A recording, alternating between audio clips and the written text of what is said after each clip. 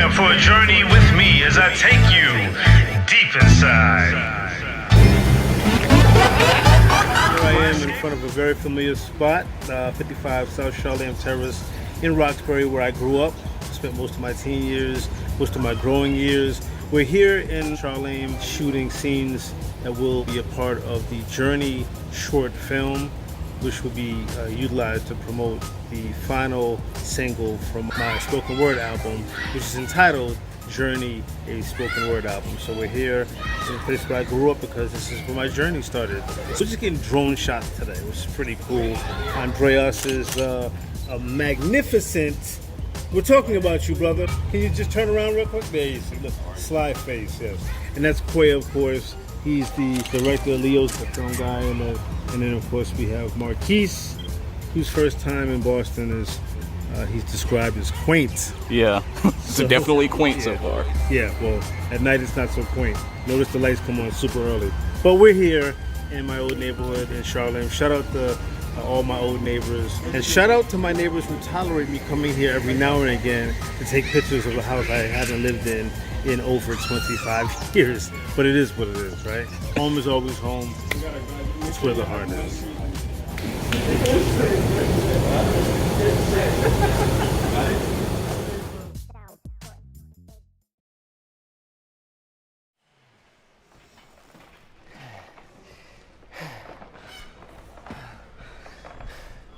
Everything was going so well.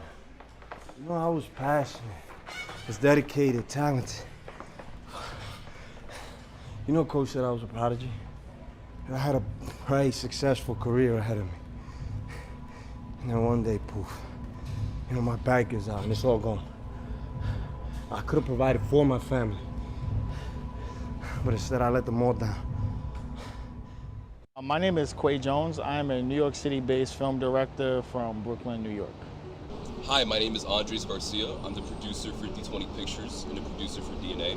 So this all started back, I want to say, in September 2020. We were scrambling for an idea for a short film that would really, hit home, because we had just got done making Wander's Game, and then Quay presented me the script for DNA, and I immediately fell in love with it because I just felt like it's a story that resonates with a lot of people, and a lot of people go through what Mike goes through in the story. The story is about a character named Mike. He used to be a boxer, but he suffered a career-ending injury which led him to a lot of depression and anxiety.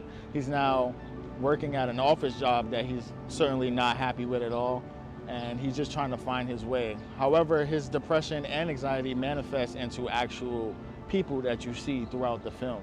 They often antagonize, belittle him, and urge on his depression and anxiety. So up to this point, we've completely funded this film ourselves. We were so eager to start with this project that we just went along with it, and we were paying for it completely out of our pockets. And it just means so much to us. Despite COVID, despite us having conflicting schedules, we still decided to go along with it because we knew that it would mean something to somebody one day. A lot of fellow human beings have been going through depression and anxiety based on the pandemic. We've spent a lot of time indoors, a lot of time, just reflecting on our lives. This film will do the perfect job of shedding light on how others face their depression and anxiety and how they get through it with the help of the loved ones around them. When I was training to be a martial artist, I suffered a career-ending injury, and it sent me into a pretty dark downward spiral. Thinking about how I was able to push through it with the help of my loved ones and some tenacity really inspired me to make this film to show others that just because the situation is bad right now doesn't mean it always will be.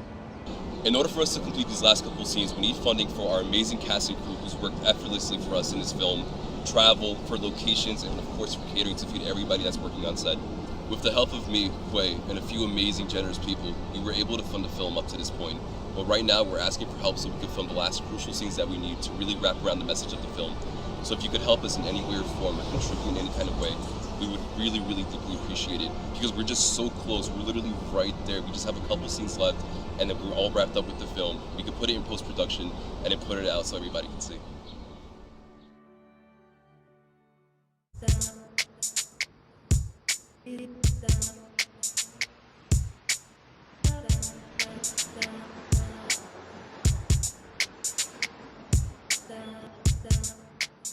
Before we wrap up, really quickly, let everybody know how they can reach you and where they can go to purchase Your product. I have the exclusive Aviator collection at the Designers Market store in the American Dream Mall, right along with the K. Marie Project Bleeding Express line.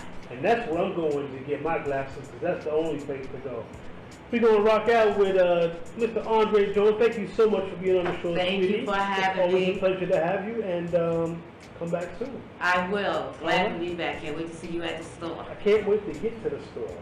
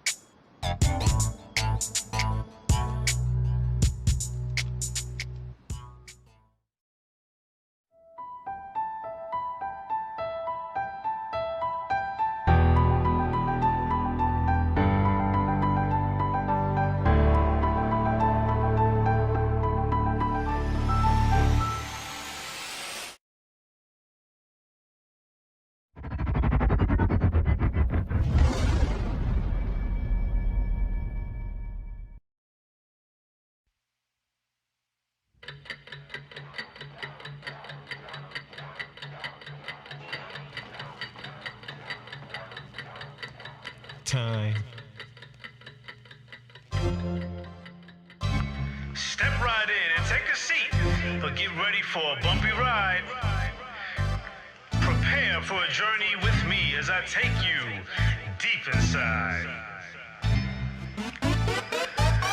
My escape from hell, my need to live to tell. These words will give you a glimpse within me, no longer will I dwell. I'm breaking out of my shell. This is my story from my lips to your ears. Welcome to my journey. Yeah. Lips to your ears. Taking that mask off, y'all. Every story has a beginning and a climax before its ends. Every storm begins with a calm and closes out with a calming wind. We live our lives between two bookends that we call birth and death. A journey from our first cry to the day we die and take our final breath. I wrote the Wanderer's Game, but I didn't use my name because that story just wasn't mine, you see. I'm innocent, but not 100% of that taboo shame. But my life had its own open field with a broken tree. From my Boston dreams, yeah, from there it seems, my story's foundation began to grow into a tower. And in an attic, a cell of fucking earthly hell, I wrote poetic passages to escape every stifling hour. My highs and lows have been steep triumphs and trials. My face has showcased emotions, tears, fear, and smiles. My heart has been a sold-out theater in an empty home. My body has been in a raging storm. But I've learned there is love and pain, sunshine and rain, and no one is immune to the roller coaster ride. So travel that road and don't be afraid to switch an occasional lane. And above all else, that radiance from inside. So step in and take a seat, but take heed to this bumpy ride. Prepare for a journey within me as I take you deep, deep inside. My escape from hell, my need to live to tell. I hope these words give you a glimpse within me. No longer will I dwell. I'm breaking out of my shell. This is my story, from my lips to your ears. Welcome to my journey.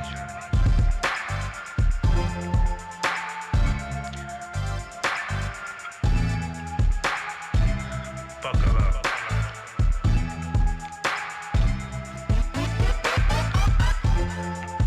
Time to take that mask off, boy. From my lips to your ears. Welcome to my journey.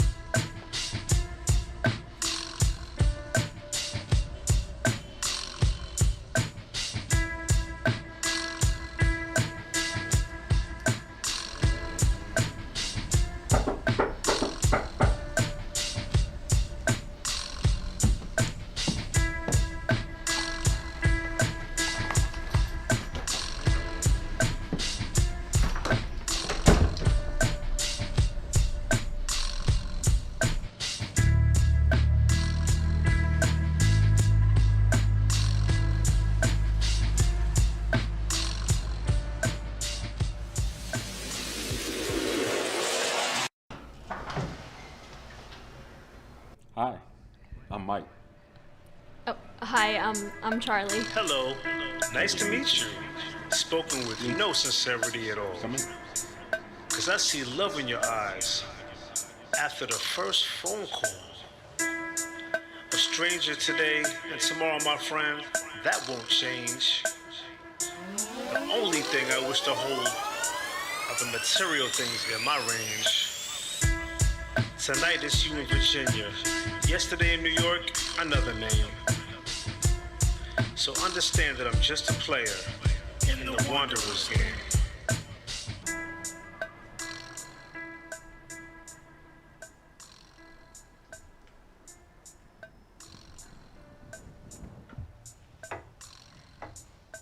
I wasn't expecting dessert in this arrangement.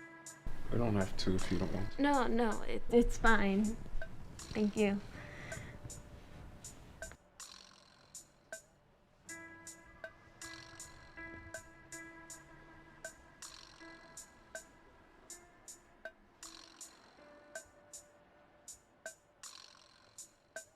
It's okay.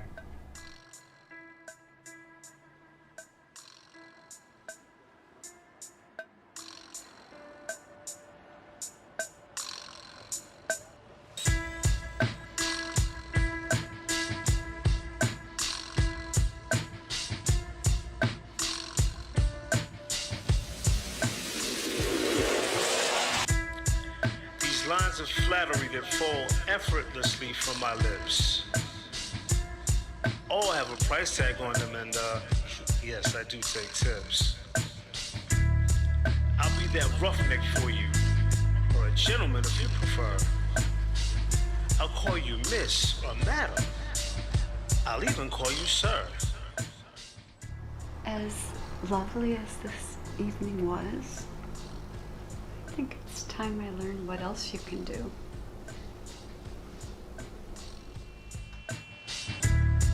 Tonight it's you in Atlanta, tomorrow in DC, much the same. So understand that I'm just a player in the Wanderers game.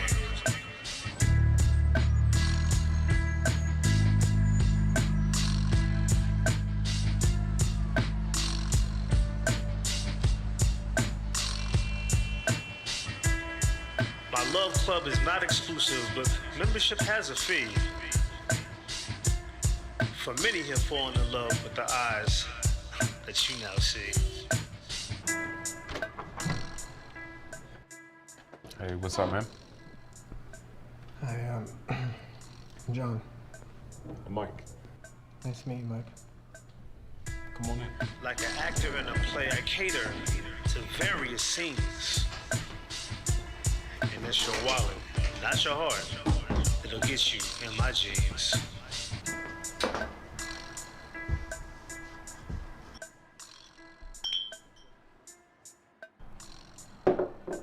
It's a nice place you got here, Mike. Thanks, man. So do you do anything else besides what you do?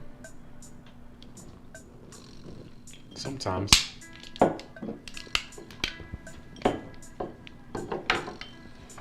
What about you, John?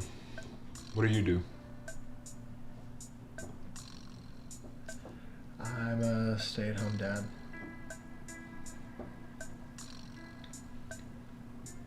My wife thinks I'm at the movies with my brother.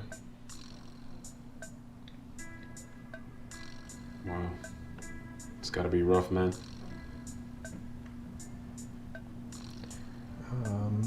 It is. Especially when you are secretly...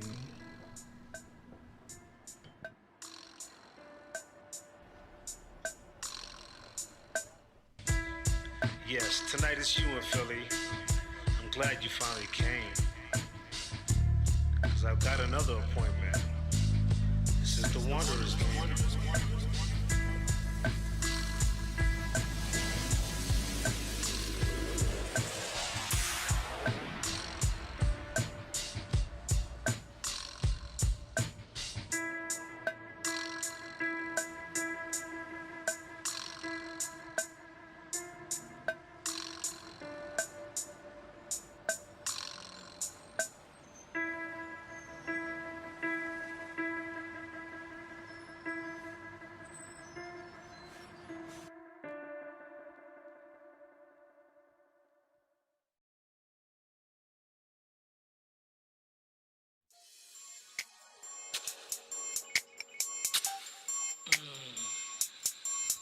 Yeah. Gas me up. Tie me up, tie me up. I won't make a sound. Blindfold me and keep me pinned to the ground. Get a cup of cube, or better yet, crushed ice. Keep it in arm's reach so I can teach you something nice. Kiss me on my forehead, then put the ice in your mouth. And keep your eyes on mine as you go down south.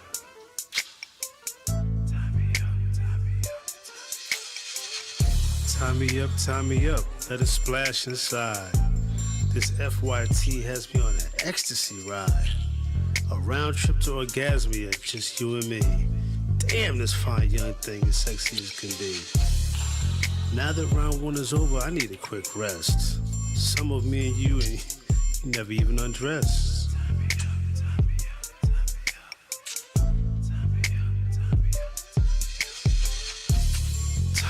Tie me up, let's make a sequel. But this time, baby, let's do it in front of other people. Maybe on the last car of a subway train or on a park bench in the pouring rain. How about an episode on the beach before sunset? Oh shit! I splashed again. Shit. Are you full yet?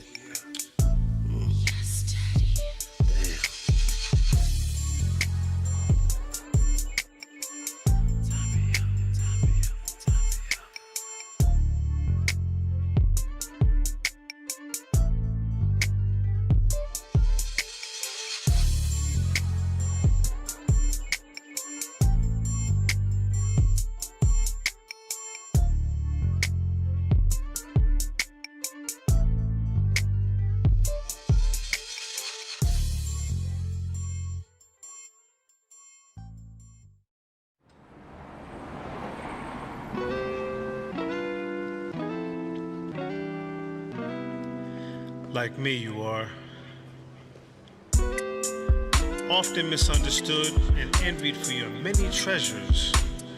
Perhaps that's why I've always marveled at you, dreamed of meeting you. Yeah. I know the feeling of being prejudged without truly being known.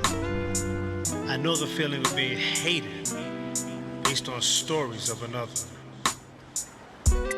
And I know the feeling of being envied by your closest neighbors, yet they still want to know who you are and where you've been. Only those that truly know you can appreciate and love you. And though they all like to speak about you, secretly, they want to be you. Like me, you are.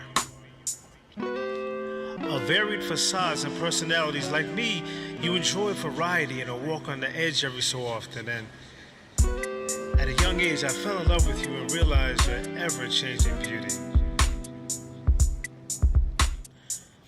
Mesmerized by your face of power and dominance, I set out to see you.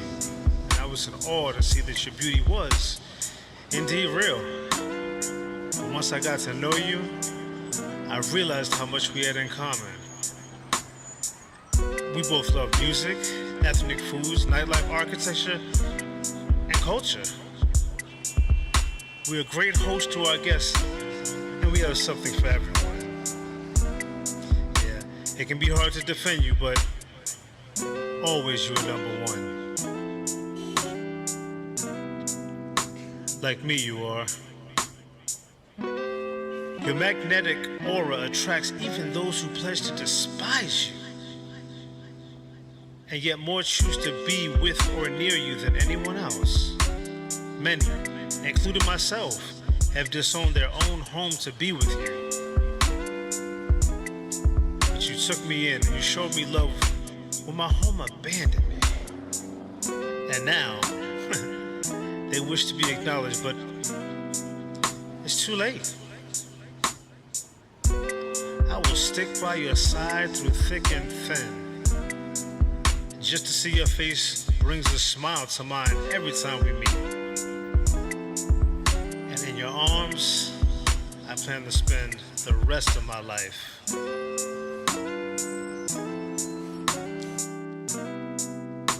Until its end.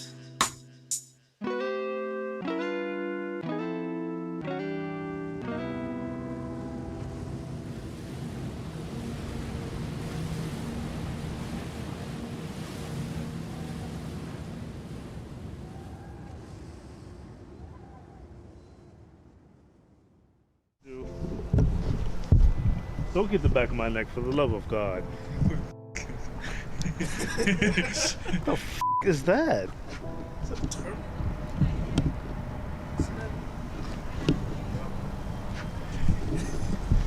Strange things happen in this town. That's why I moved. Don't put that on camera. It's cold. It's cold.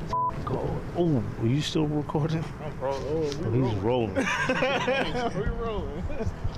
Well, it's fucking cold, goddammit. This is South Charlem Terrace, where I grew up. All of the dreams that I had of becoming an author or becoming a New Yorker and becoming a fixture in the music industry, that all came from right here. God. What am I doing? Just gonna walk down the steps. Back up.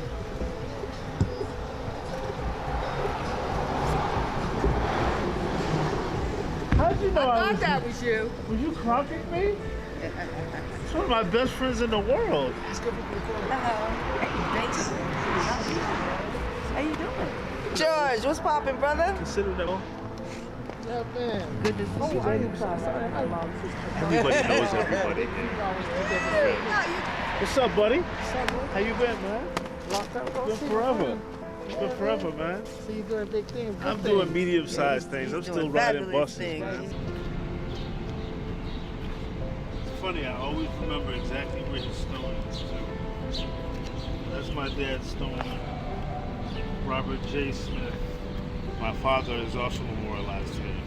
He was killed June 15th, 1996, the day before Father's Day. His case is still unsolved, and so his stone is here among other residents of Massachusetts who've lost their lives from violent means. And that's where I memorialize my father, who was killed 25 years ago in Roxbury.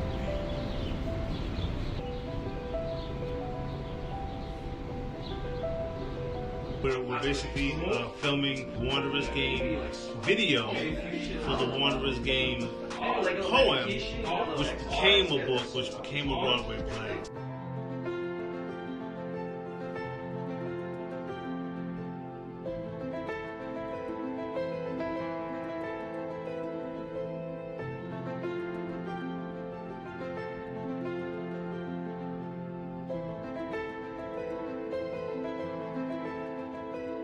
Have a good day today. We got a lot of people here.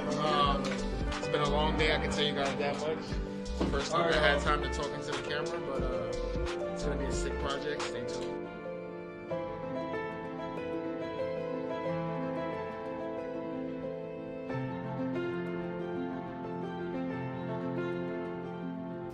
The journey video is important to me because it is certainly a video depiction of the most personal poem that I've written to date. It is an autobiographical tale of what I've gone through, my ups and downs, my highs, my lows, my triumphs, my tribulations. It illustrates the real Keri D. Singleton. It tells the story of my journey.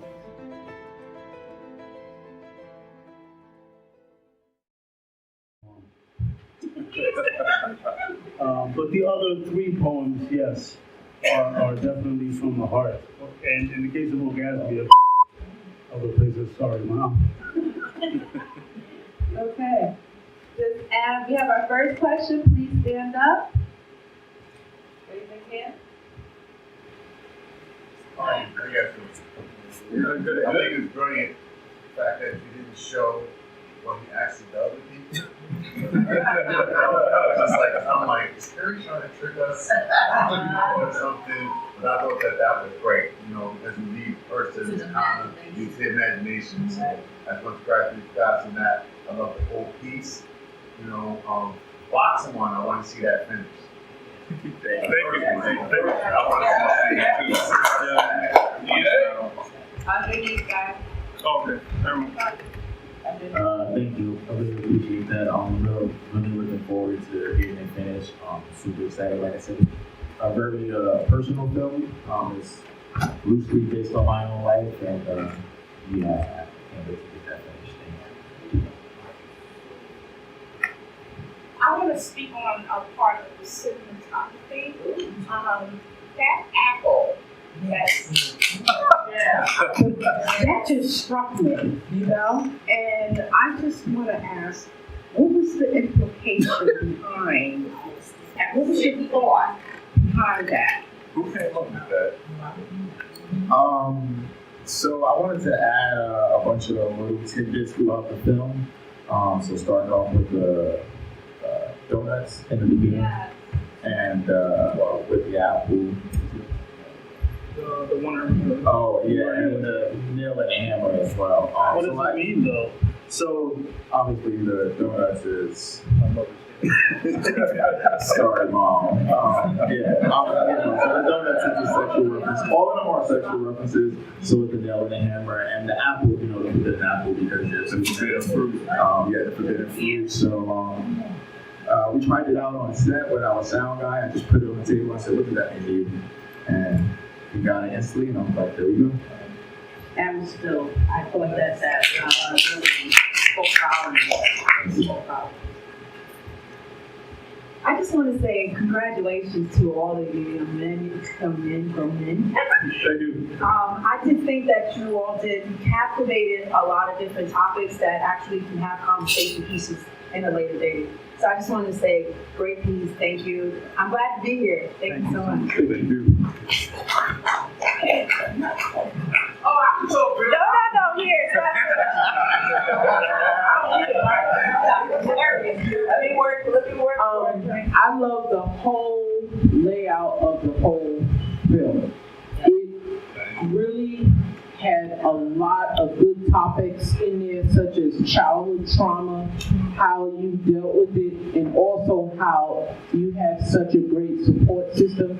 But also what it did is it left us on a cliffhanger on really what was happening. Because we could imagine why he was taking those people to a room. They could have been in there playing checkers as far as he knows. But the reality is that all of the information that was put in this film is pieced in from your life, and most people don't really talk about a lot of stuff. They kind of keep it to themselves, and that's why we have so many dysfunctional adults. And this right here, even with your writing, those things play a big part in how people get through certain journeys by writing. And it's so important. We as African Americans, I tell people all the time because of my PhDs in psychology, but also the importance of writing your thoughts down. Sometimes when you write thoughts down, you don't see it unless it's written, and you see it, and then you can review it, and then you can go over it over and over again. Y'all did such a great job. I'm really totally impressed. But I have to run. My mother's being discharged from the hospital, so I have to go. But I made a commitment to Keri that I would be here, and I absolutely will always support him because he's like a little brother to me. And unfortunately, sometimes we make our commitments and we don't keep them, but I called him and said, by any means necessary, I will be here. I'm very proud of you and all the people on the panel, Black brothers doing their thing, and I absolutely will do a full write-up on it, and hopefully one day, well, he's already been on my talk show, but I can bring the panel on and y'all can reach other people.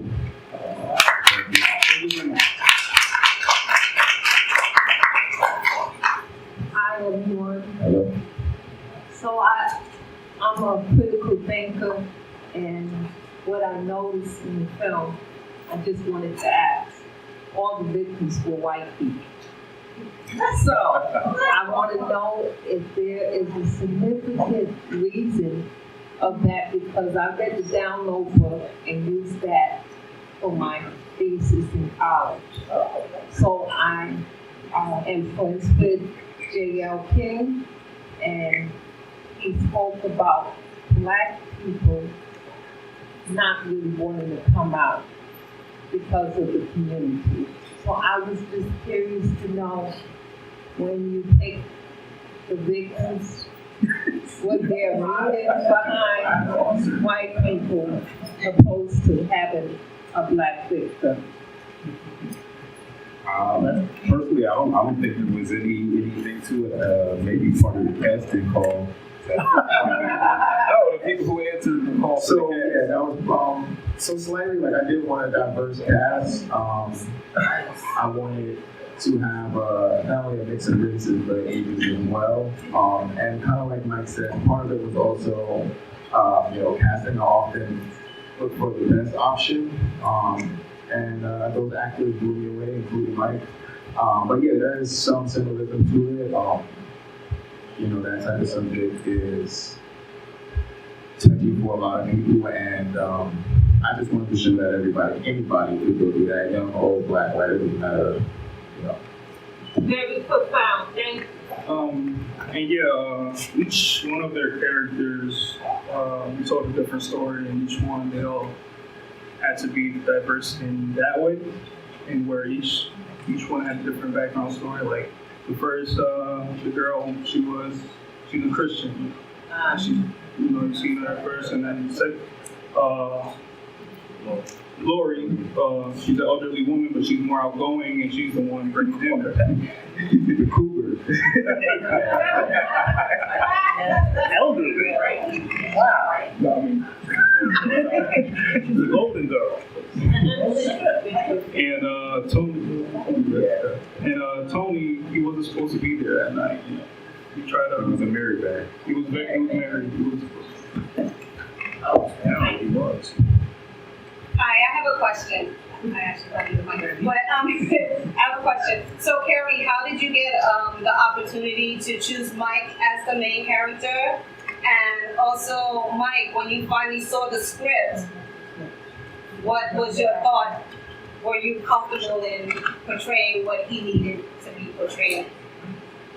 So I'm going to start off by saying, shut up, Norm. So Michael and I have a mutual friend, and I was looking for somebody to play the part of the Wanderers game short film. And quite frankly, to me, what was important was they looked the part. And so I had two individuals. Well, one individual was from Jersey. He sent me some pictures. It was cool. But then our mutual friend connected Mike and I. And after having a long conversation with him, I think his brilliance was what made me feel like he probably would be better for the role. So that was how he and I initially met. And we became really cool during the filming. And I got to know him as a person and realized, wow, he really wants to dedicate himself to this role. And I don't know if he wants to tell you the rest, but I'm going to just stop there at that. No, to add what Keri was saying, our mutual friend had connected us, and I can say personally, I kind of connected once Keri explained to me what he was trying to do with this particular film. I could say that I had a personal connection with it, as I've experienced a little bit of that in my life. There was a phase in my life, I came up in a very strict background and family. It was a lot of rules, and so when I got out of the house, I wanted to, quote unquote, experience life and kind of just do my own thing. So I personally had a little bit of a stake in dabbling in that type of lifestyle. Just trying to find myself, find my place in life, find where I fit in. Family, spirituality, a lot of things that I face personally. Just stepping out into the world on my own as a young black man. So I felt a personal connection with it, and then working with D20, it was definitely a good time. We had fun.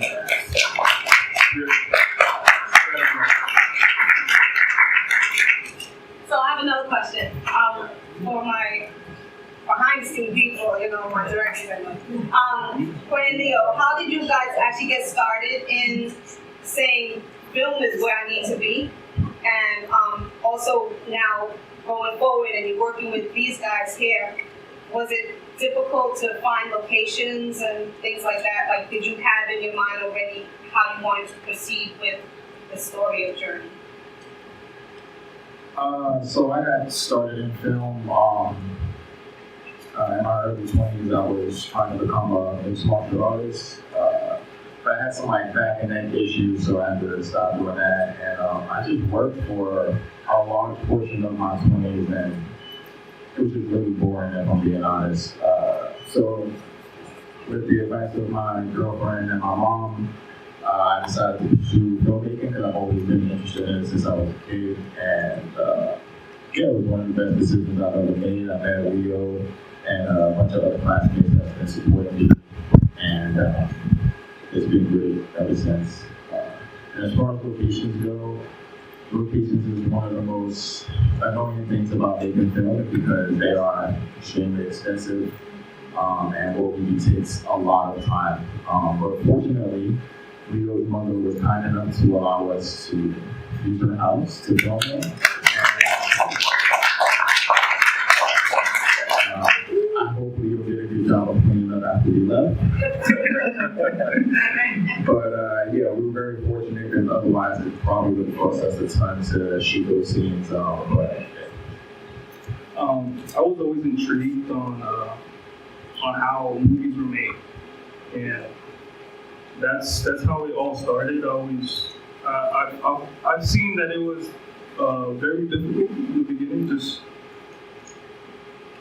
the aspect of making a film just seemed impossible. And that's when I started film school and I picked up the camera. That's what I want to do. I love the behind the scenes and working with the crew, with the team. But not one person is not done with one. It's done with a great group of team to make it happen. And yeah, I found a love of cinematography in movies and working with people. And yeah, locations, it's rough, especially when the weather is not going your way. Especially it's cold. It's cold. It's cold. Like me, you are grabbing the filming, trying to grab the visuals and seeing, keeping it grounded to see how New York is seen by everyone, and trying to keep it. Yeah. How long did it take to actually film this whole thing and complete it? So Wanderer's Game, it was done in one day. We shot Wanderer's Game in one day. It was two. It was 2 days. It was 2 days. The interior first and the second in the wrong place. We had a so as you see in the ending as they're walking towards the room, we were planning to have a black box, and we would only see, the two actors. But we decided to keep it open-ended and keep the minds up in the air. Wonder. Yeah, Wanderer's Game. And like New York took a long time, right? Took a few days. Like New York, we shot maybe 3 different seasons. Part of that was due to the pandemic. We shot some stuff in the pandemic, we all stayed inside for 4 months, and then we came back out. And this year we shot in the winter, and then we shot again in the summertime. So it was 10 degrees one day and 90 degrees the other.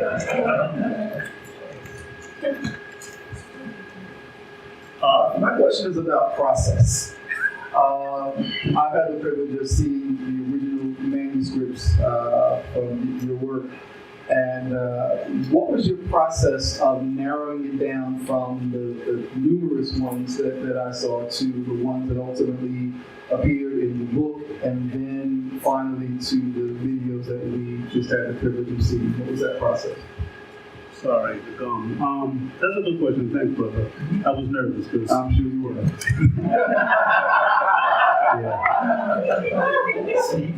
Everybody has that friend that just has the ability to spotlight on you. That's mine. Yeah, I decided that the spoken word album was going to be 5 poems extracted from the book. Oh, sidebar. Book is on sale in the lobby for $20, and you get a free bag with it. And I do have a cash app. So please purchase. So I decided I wanted to take, of the 30 poems that appear in the book, I wanted to take 5 of them and make them into spoken word poems. I decided I wanted to utilize the most personal ones. But then I decided to add the Wanderer's Game because it's the first poem that I wrote. Well, not the first poem that I wrote, but it was a poem that I wrote while I was incarcerated that became a book, that became a Broadway play. And so I felt that it wouldn't make sense for me to put a poetry book or album out without including the poem that made me an author in 2013. So, like Me You Are is actually it's a love letter. When you listen to it, you're supposed to think that I'm talking to a person, but in fact, it's a love letter to the city of New York, which, by the way, I, as of this month, have been living here for 25 years. Let's go New York! Hasn't always been easy, but I stuck it out. My dream to come here, so I stuck it out, even though I still miss my mom. She's a Red Sox fan, so you know. But she's my mom, orgasmia, I think, is pretty self-explanatory, or in case it's not. Orgasmia is a geographic place. Whoever's sitting closer to my mother, cover her ears. It is a place where you reach once you've had the ultimate orgasm, which is precipitated by oral sex. God.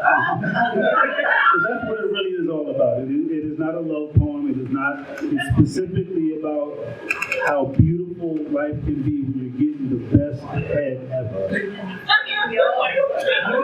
And thank you, Julia, for the moaning that you provided in the story. You did a damn good job of moaning.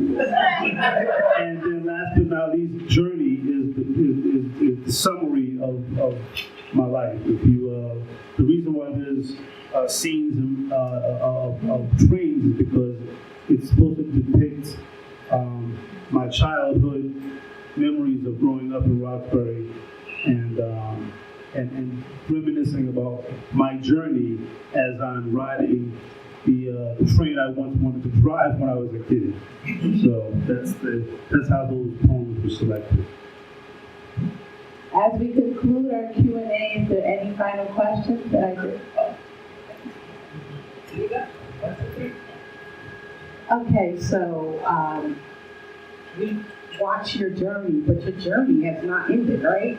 So what's up next? What's going on? Wow. Usually that's the best question, Jill. Well, I'll be 50 next year.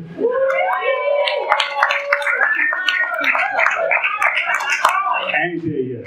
And Julia and Norm are going to plan me a fabulous surprise 50th birthday party. Yes.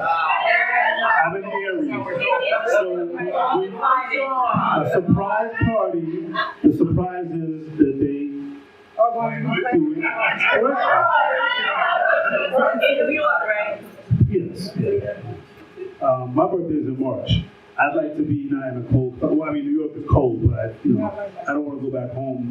And I'd like to be in Florida, but that's probably not going to happen. But yeah, what's next? I do have a surprise, or there is a surprise coming up after this that will indicate what's next for my journey. The Keri D Radio Show, we're getting. We're looking at our 9th year in April. The guys don't know this, but we're getting syndicated at our 9th network next week. So we everywhere. And I don't know. My journey is definitely not over, I hope. And I don't know. Anything other than marriage is open book. Moving out of Staten Island would be dope. Sorry, Greg. You're not thinking of writing another book? Telling a different story? The next book that I wanted to put out is actually, ostensibly, it's going to be called The Wall, or Behind the Wall. I haven't decided. And it basically is a story about this guy who gets incarcerated and what his jail experience was like. And it's actually my story under the guise of a fictitious story. Yeah. But I want to shout out Marquise and Andres, who are part of the B20 family. A lot of fun to work with, a lot of fun to travel with. And Andres, you broke the drone. It cost me almost $900. It has a warranty. So can everybody turn back to Andres and say, please fulfill the warranty, damn it? 1, 2, 3. Please fulfill the warranty, damn it. Sparky died under your watch. Okay, hi, it's my last question. I want to congratulate you all you guys, for It's fantastic. It's fantastic, Keri. Just want to know, will you be having another premiere where we can meet the rest of the cast that acted with you? That's probably unlikely. A lot of them, this is cast in Walmart, Maine. They're not located in New York. Apparently, yeah. Okay, they were great too. Thank you. Get that photo. Oh, I gotta mention something. So, hello? Oh. I don't think this guy even knows this, but Michael Tillman was actually nominated for a Sitter Award last year for his role in this particular film.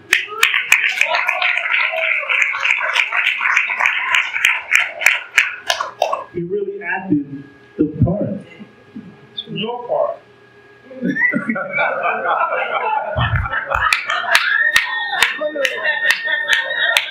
It's not though. I mean, Reading at first. if I had it, Keri, is this you? no, it's not. I mean, I've been as transparent as I could be. At this point, if the Wanderers game was about me, I would ask my mother to stay home in Boston. I would have said, yeah, it's not though. It's really about people that I met when I first came to New York City, some of my roommates, people that are just, that were actually doing strange things for change, as it's sometimes called. And I got, I was like, wow, like that's different, but that's what they did. Like I had a roommate that did porn and worked at Dwayne Reed. You know what I mean? And, I'd come home and he'd be talking about, his day at work or his night at work. And I was like, well, damn. I mean, one day, I'll just make it quick. I came home and he had slipped an envelope underneath my door. And I opened it up and it was an invitation to an awards show. And I was like, wow, this is pretty dope. Until I looked a little closer and realized it was like the Porn Awards. And he was nominated for his role. And I was like, bro, I'm not interested, but good luck. So, it's not about me. Yeah, but that's our brother's joke. I have to make you laugh every so often. I'm not laughing, I'm pretty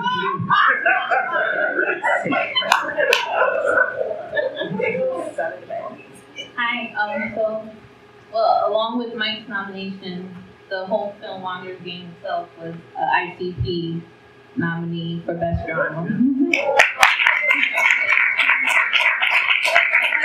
For D20, because I know in the beginning they showed the DNA preview.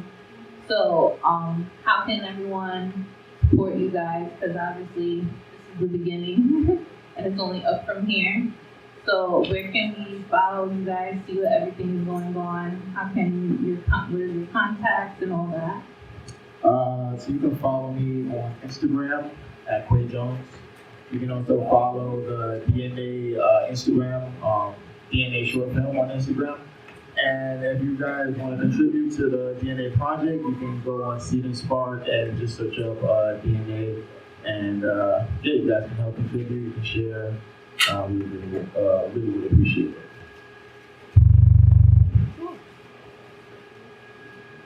Any last questions? We have one more. Okay, go ahead. So, Keri, since you can at least that now potentially, what borough would you pick? Queens! Brooklyn.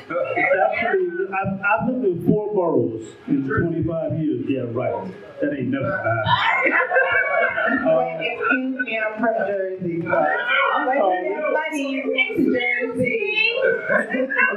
Listen, I'll explain.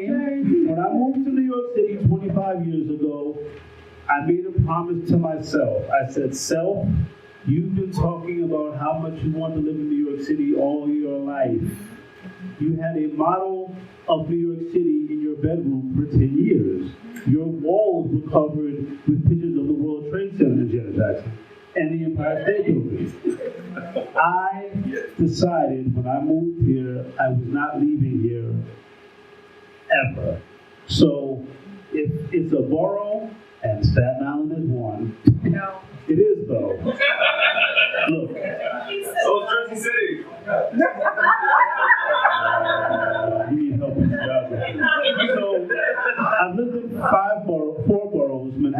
that I have not lived in. And I really, of the four that I lived in, it's definitely either Brooklyn or Queens. It's really tied. I don't know. I'm tied. So they would say California. You would say that's not that. They could say Nassau County, Westchester County. If it's not within the 5 boroughs, yeah. I'm no longer. Sorry. Jersey's nice. I saw a deer there the other day. Yeah. Nice. But I mean, you know, North Jersey is New York City's backyard, South Jersey is Philadelphia's backyard. Like, I don't want to live in somebody's backyard. I want to live in the house. Okay, well, this is the Where are you gonna live? There's a lot of New Jerseyans in here right now. Yes. Shout out to Garden But we want to thank you. We want to spend the whole time doing the battle of the boroughs. Yeah. When we all know Jersey is the place to live. But if I had to pick out of the 5 boroughs, I would say don't date men from Brooklyn. Beware of the men from Brooklyn. Queens, I haven't got to that borough yet. Staten Island was good to me. Manhattan, the Bronx, child, we run far from anybody. And Manhattan, hopefully you live in the Upper West Side. But I want everyone, because here from Keri's Corner, he likes to give gifts like me. So I want everyone to take your gift bags. It's underneath your chair. They're underneath. You get a gift bag, you get a gift bag, everybody gets a gift bag. But what's so dope about this gift bag, it is presented by Drake and Sage. Now, it's a Black-owned business, and I must say, it has everything you need. I don't know if you got the VIP one that I got, but I had baths for a soap, I had oil, a crystal. Now, I don't want to add things that are not in here, but if you look in your envelope, because everyone gets an envelope, it states all the dope stuff that's inside. Now, my personal favorites are the shea butter, amazing, and the anointed oil, because you know we all need a blessing, honey. So I highly recommend that you use the sage incense as well. It's just amazing. And I will say this, I'm going to tell you a testimony. I was at Keri's show. He presented me the gift bag. I had left my phone in a cab. And I was calling, thank God that I had the ticket, so I was able to call 311. But I will say this, I was spraying, and I just, you know, when you feel like a certain change of shift, and the cab driver bought my phone while I was on Keri's show, and bought my phone to a place so it was safe. So I just think the universe and the sage and the good vibes and all that, you know, you have to really be a true believer. So we walk by faith and not by sight. And I thank you for inspiring me. Like I said, we met at UTF Radio. You could have picked anyone to be the host, so I thank you. So everyone here I know does something. I wish everybody here much success. Being the host, I have a show as well, Who's Styling Who. I'm always about cross-promoting. So if you guys want to cross-promote, let's please exchange info. But the man of the hour and all the men up here, I would highly recommend that you talk to them after this, network with them, hire them, the directors, for the filmmakers, because it's such a blessing to see our people here up on the stage. So I highly recommend that you guys cross-promote, and let's get them more work. And if you know people, let's do that, because that's the only way. Team to me is tell everyone about me. So everyone in here is me. So let's tell each other about each other. And now I have a huge announcement. It is, I would like to first introduce Janice Bragg of SITA Awards.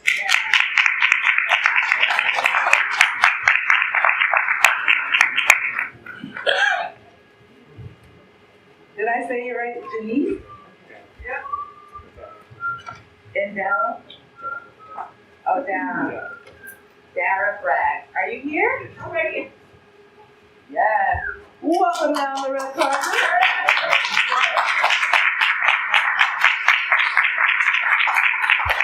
How's everybody doing? Great. Wasn't that phenomenal? Yeah. Video? Let's give them another round of applause, please.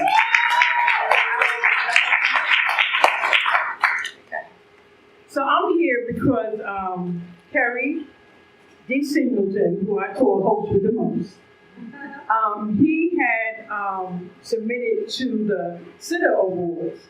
So I told him that he could submit because it was a little misunderstanding. So he submitted just a little late, but it really wasn't his fault. But anyway, I told him that he could submit to the something we call Spectator's Choice Award.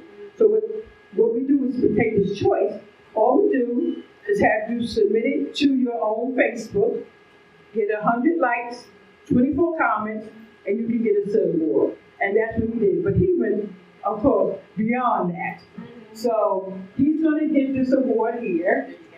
Here's his phone and everything. For A Father's Love, which was a series, a two-part series on his Café. So here we go.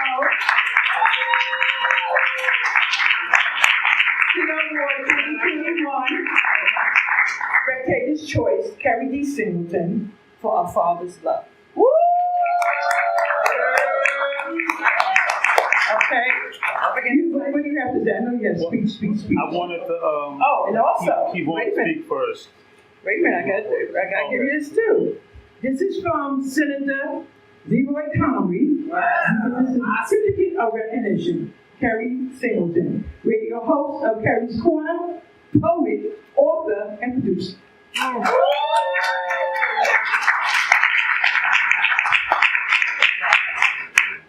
So I'm really proud of you, and you've been a part of Sitter for a long time, even before we did the award show. He was a part of the Sitter seminar, and he was my panel, on the panel, and he did a great job. He's always had my back. Whenever I say, Keri, I need somebody for the Sitter Award or whatever, he got me Melissa Morgan this year to submit an award. We gave an award, a singing, Melissa Morgan Singing Sensation Award, and he was the reason why she came. She came and she actually presented, but unfortunately the guy didn't show up. But still, she came and she said she's coming every year, and that's because of you. Thank you.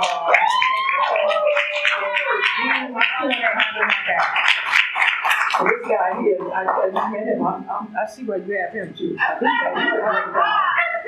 That's great. So, yeah, you deserve it. I wanted to let this brother speak first, and because he's got something to say. Of course. Thank you so much, Miss Bragg. How are y'all all doing today? Because I'm doing fantastic right now. We're sitting here holding the Sitter Award. What first excited me about Sessions Cafe was my passion, which is learning new things and spreading that information to the good people of the world. There's nothing that lights me up more. Sessions Cafe allows us to do this. I started off knowing nothing about Move, knowing nothing about Andino Ward, talking to him, learning all of that. It changed so much for me. I'm so excited to continue working on that. I want to thank Keri for taking me into that. I want to thank all of you for showing up here today. And yeah, this is incredibly awesome.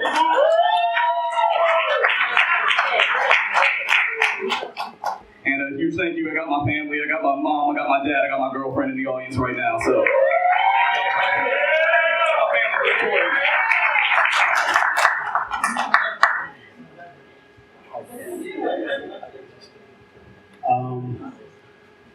I promise to try to keep this brief, or as brief as I can. But I have cue cards, so that's probably not going to happen.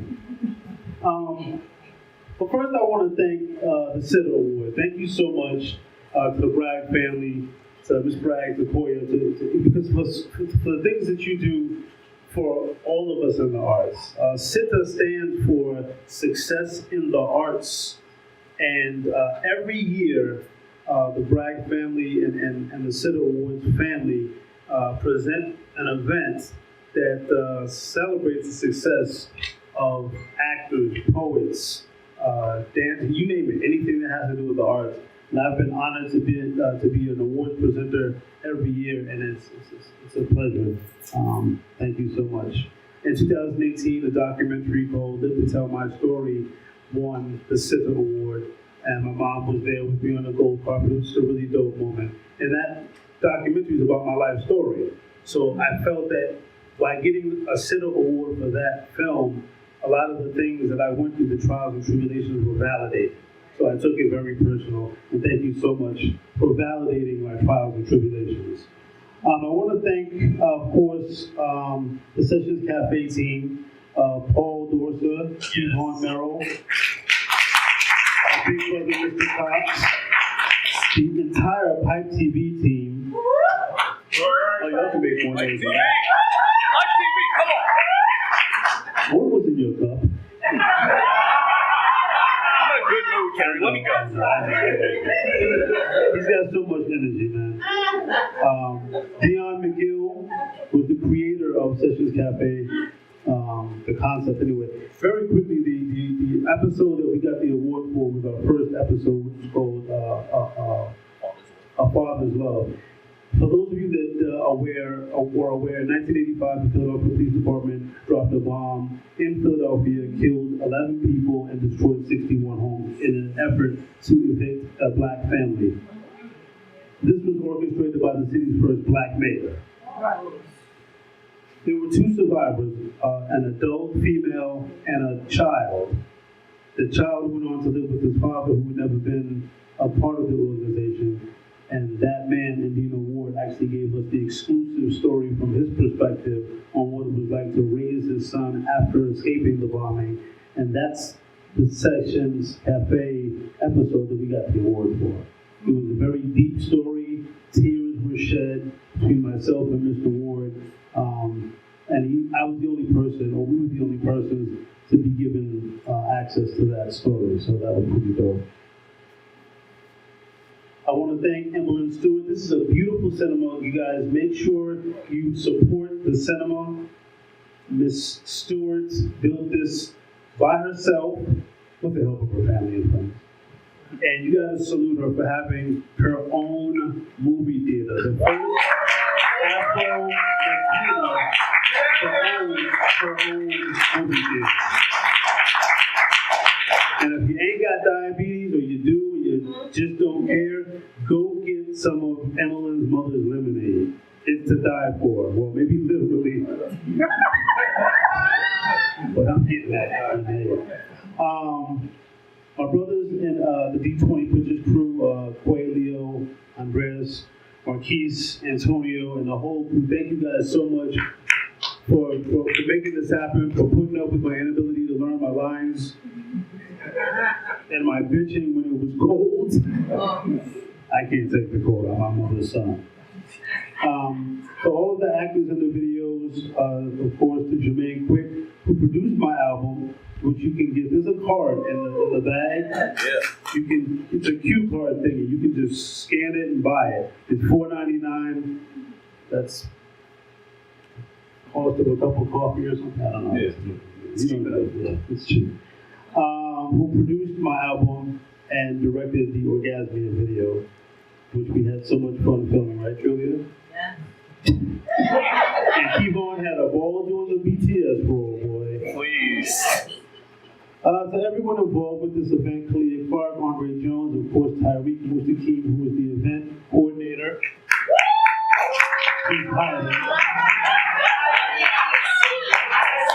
Everyone who came out tonight, give yourselves a round of applause, please.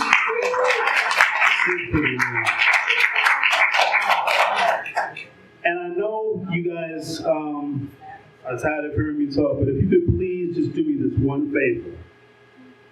To the person who was the architect of this journey, who raised me on her own, and in my opinion, did a damn good job. Yeah. If you could all put your hands together for my mother, my best friend.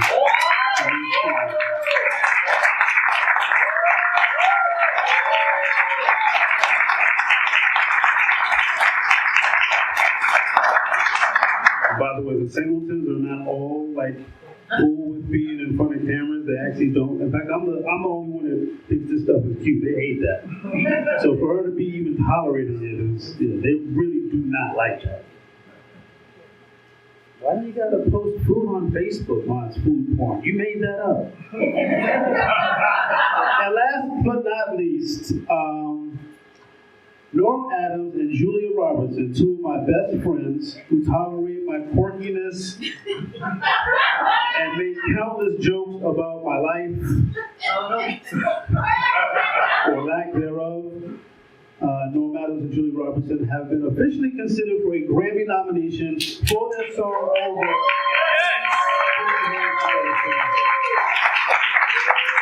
All right, I'm done. Thank you, everybody. Step and Repeat reopening for the last hour of the event. Thank you so much, all my family from Pipe TV, for doing such great work on the red carpet. So we're going to do some more red carpet stuff, take pictures. Andre Jones is going to give us some more old school R&B. If you like Cardi B and Megan Thee Stallion, you're not hearing it tonight, people. Rick the old school. Thank you guys. Love you very much. I appreciate it.